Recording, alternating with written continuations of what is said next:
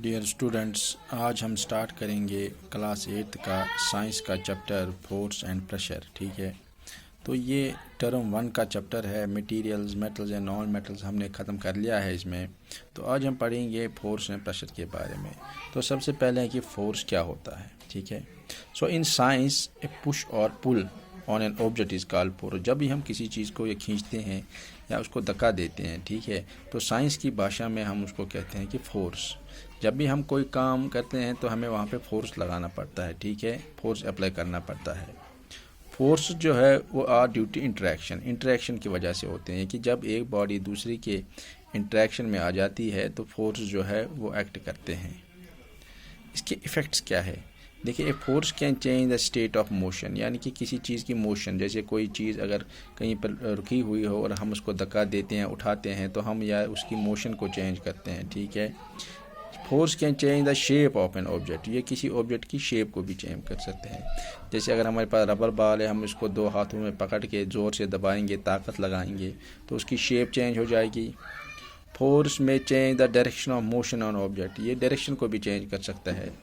जैसे अगर हम गाड़ी जा रहे हों तो एकदम से स्टीयरिंग को घुमाकर हम गाड़ी को दूसरी मोशन में ले सकते हैं। ठीक है, या हम हिट करते हैं किसी बॉल को जो एक डायरेक्शन से आ रही हो फिर दूसरी डायरेक्शन में चली जाती है, तो उस टाइम भी हम इसकी जो है डायरेक्शन को चेंज कर सकते हैं। ठीक है, तो ये इफ़ेक्ट्स ऑफ फोर्स है। कंटैक्ट फोर्स, देखिए फोर्स जब दो बॉडीज़ आपस में कंटैक्ट में आ जाएं, that is called contact force. जैसे मस्कुलर फोर्स है, पुशिंग ए कार्ट को अगर आप धक्का दोगे, किसी गाड़ी को आप धक्का दोगे, बैलगाड़ी होगी या घोड़ा गाड़ी होगी, ठीक है, तो ज़रूरी है कि आपके हाथ उस गाड़ी पर होंगे तब जाके वो आगे मूव करेगा। तो दैट मीन्स मस्कुलर फोर्स आपने अप्लाई किया हो और दो बॉडीज़ आपस में टच होती है।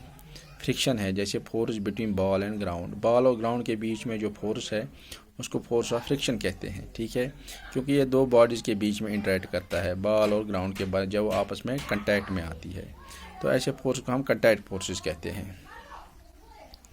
इसी तरह है नॉन कंटैक्ट फोर्सेस, ऐसे फोर्सेस जो बिना कंटैक्ट में आए हुए एक दूसरे से इंटरेक्ट करते हैं। जैसे मैग्नेटिक फोर्स हो गया, ठीक है, दूर से ही वो असर करता है। इलेक्ट्रोस्टैटिक फोर्स हो गया या ग्रेविटेशनल फोर्स हो गया। ठीक है, ऑब्जेक्ट्स और things fall towards the earth because it pools them, this force called the force of gravity. देखिए, सभी चीज़ें जो है वो अर्थ की तरफ गिरती है, सभी चीज़ें जो है अर्थ की तरफ गिरती है, क्योंकि अर्थ जो है इसको अपनी तरफ खींचता है। इस फोर्स को हम कहते हैं ग्रेविटेशनल फोर्स और इसको ग्रेविटी भी कहते हैं। ठीक है, तो ये था हमारा इंट्रोडक्शन अब इसमें कि इस चैप्टर में फोर्स एंड प्रेशर में हमने क्या करना है आगे। तो फोर्स के बारे में हमने आज पढ़ा कि फोर्स जो होता है किसी भी चीज़ को भी आता है उसकी डायरेक्शन चेंज कर सकता है, शेप या उसका स्टेट ऑफ मोशन, ठीक है, या रेस्ट। तो इसका मतलब है फोर्स अप्लाई करने से हम इनकी ये चीज़ें बदल सकते हैं।